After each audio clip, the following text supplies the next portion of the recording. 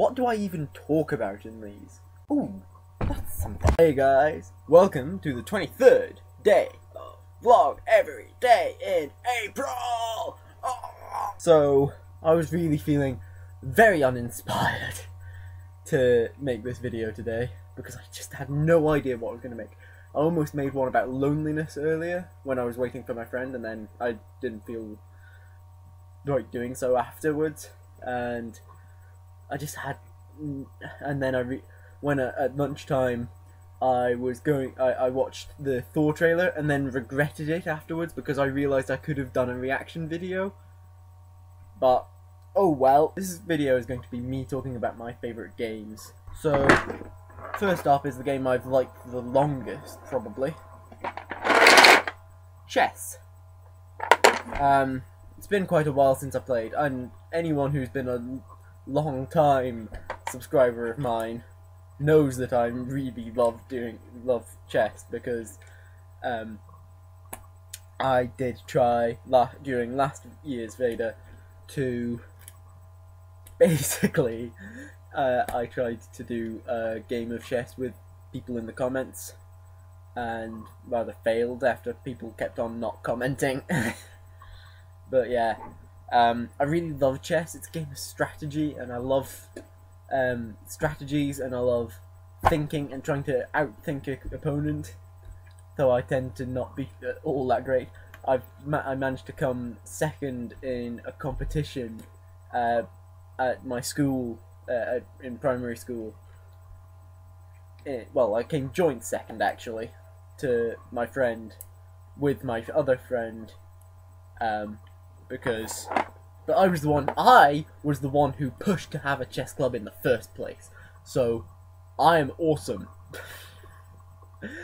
He says, reminding everyone that he's a total dork. Next up is Munchkin, which I love. It's so funny, it's so fun, and it's just fantastic. This is just the basic set that I have. This one, I have three other sets which are based around vampires, werewolves, horror, gothic stuff.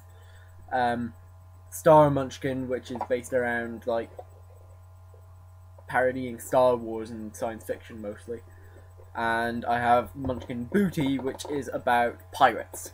So yar! It's really fun. It's a parody of adventuring games and RPGs and things, so it's dead fun. I love it so much. It's one of the most fun games you can ever play. The next game is Pandemic, which I've loved for, well, I only actually got to play properly for the first time a week or two ago, because every other time I've tried, well, I've never actually had the opportunity to play it, but I've had it for over a year or so, so it's quite bad that I've not managed to do that. It's, unlike most games, it's a team game.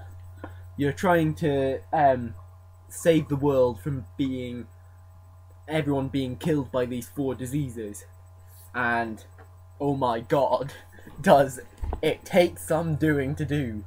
There's a lot of strategizing to do with the game, and there's a lot of just thinking and planning out what you're going to do with the other players.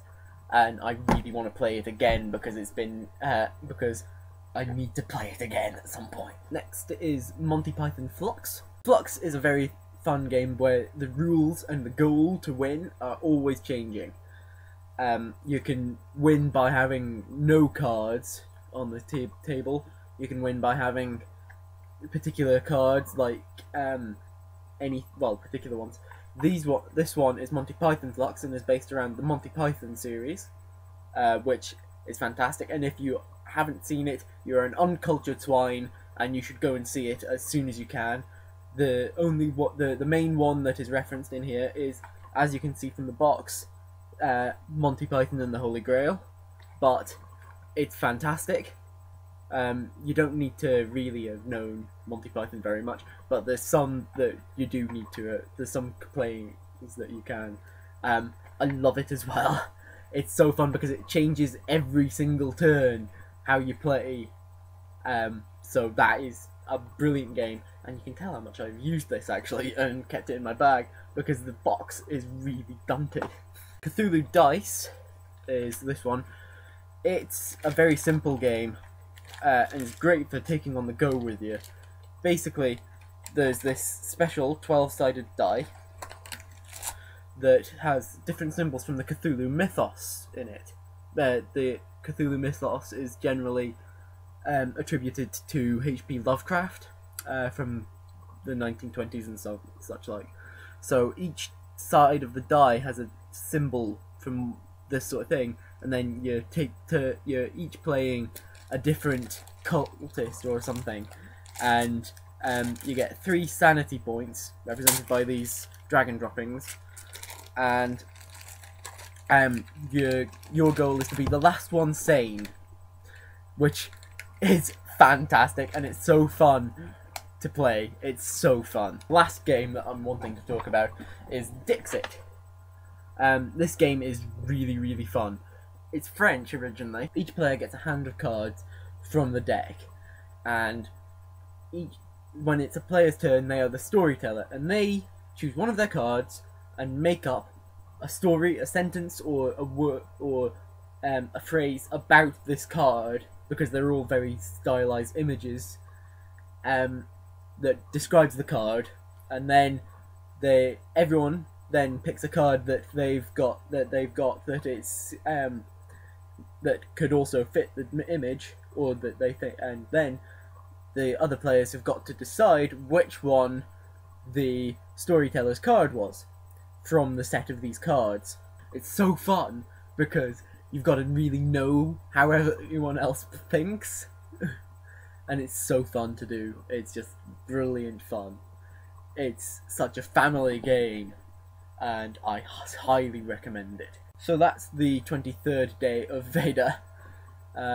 It's mostly been me rambling about games, but who cares?